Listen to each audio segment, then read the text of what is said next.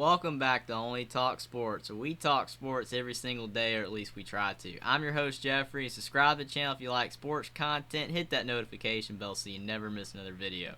On Thursday night in the Big 12, there's a very good game between Baylor going on the road at West Virginia. Who do I think is going to win this game? Let's break it down.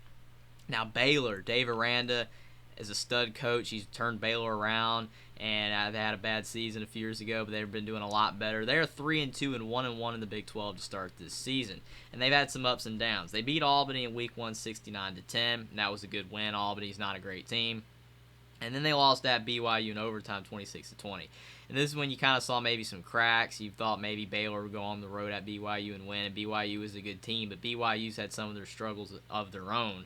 And then they came back around and beat Texas State 42-7. That was a good win.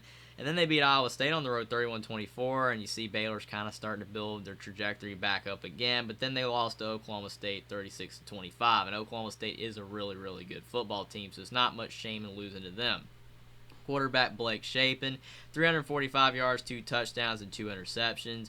He's the new quarterback since Jerry Bohannon transferred to South Florida, and he's done really well. He has had some picks this season, but he can play, and he can definitely be an NFL quarterback if he continues to play at a high level.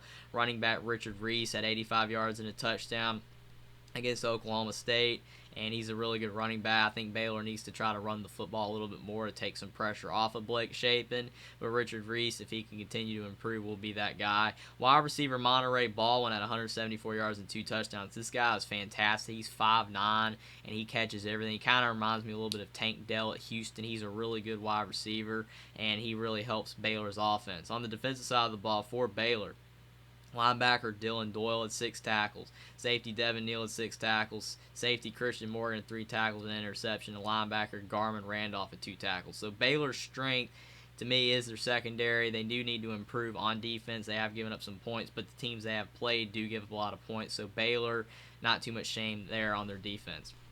On the West Virginia side of things, Neal Brown has been at West Virginia for a few seasons now, and they're 2-3 and 0-2 in the conference to start this season in the Big 12.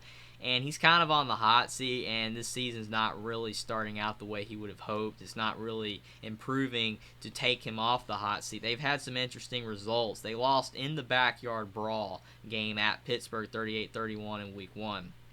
And they played well in this game, but unfortunately a pick six in that game was the difference on a pass by JT Daniels, who we'll get to. It was a good pass, but it went through the receiver's hands, and they lost that game. And then they lost to upstart Kansas 55-42 in overtime. Kansas is obviously coming into the season. You probably thought West Virginia would beat Kansas, but Kansas has definitely outperformed anybody's expectations.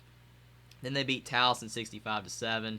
Good bounce back win there. Then they won at Virginia Tech 33-10 in the Black Diamond Trophy game, last game in the series for a long time in the foreseeable future, and they looked really good in this game. Virginia Tech could not do anything on West Virginia. West Virginia controlled the game, but then they lost to Texas 38-20 on the road, and they were not super competitive in this game. At least they didn't get blown out, but again, they were not super competitive. So in that game against Texas, quarterback JT Daniels had 253 yards and a touchdown. He is obviously the transfer quarterback from Georgia and USC, and he has had moments of greatness in his career, not even just this season, but in his career. But he's also had moments where he's not looked like the best quarterback in the world, but he did play well against Texas. Running back Justin Johnson Jr., 42 yards and a touchdown. That's decent on the ground. They need to do better in the future if they're going to win more games on the ground, but it was decent. Wide receiver Bryce Ford Wheaton at 93 yards. This guy right here is their best receiver, and he's an NFL talent. He's a great receiver, and he makes West Virginia's offense click when it's on, and he's the reason why. If they're playing well, he's probably got a lot of yards. Unfortunately, 93 yards was not enough to beat Texas for him, but Bryce Ford Wheaton is a fantastic receiver. Wide receiver Caden Prather is a good complimentary receiver as well. He had 40 yards and a touchdown against Texas. On the defensive side of the ball, safety Aubrey Burks at 5 tackles, safety Mars Floyd at 5 tackles, and defensive lineman Jordan Jefferson at 2 tackles. So who do I think is going to win this game?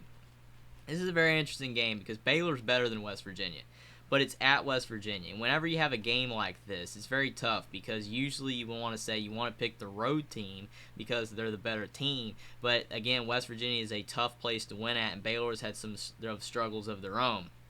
But I'm going to pick Baylor to win this game 31-24 over West Virginia. I think Baylor has the better team. They have the better coach. Nothing against Neal Brown, but Dave Aranda is a better coach than Neal Brown. Unfortunately, Neal Brown, he's going to have to improve if he's going to keep his job. I think he is a decent coach, but he's just not getting it done. I think West Virginia's offense is really good. They've got good players like JT Daniels and Bryce Ford Wheaton, and their defense has done some good things this season. Obviously, the bad games against Pittsburgh, Kansas, and Texas have given up a lot of points, but Baylor's had struggles on defense as well. They've given up a lot of points to Oklahoma State and BYU and Iowa State, but I think Baylor just has a little bit better of a defense than West Virginia. I think Baylor is a little bit better of an offense than West Virginia, and I think that's going to be just enough for Baylor to go on the road and win out a tough environment at West Virginia, 31-24. Subscribe to the channel if you like sports content. Like this video down below. Comment down below whether you think Baylor or West Virginia is going to win this game and why, and I will see you next time.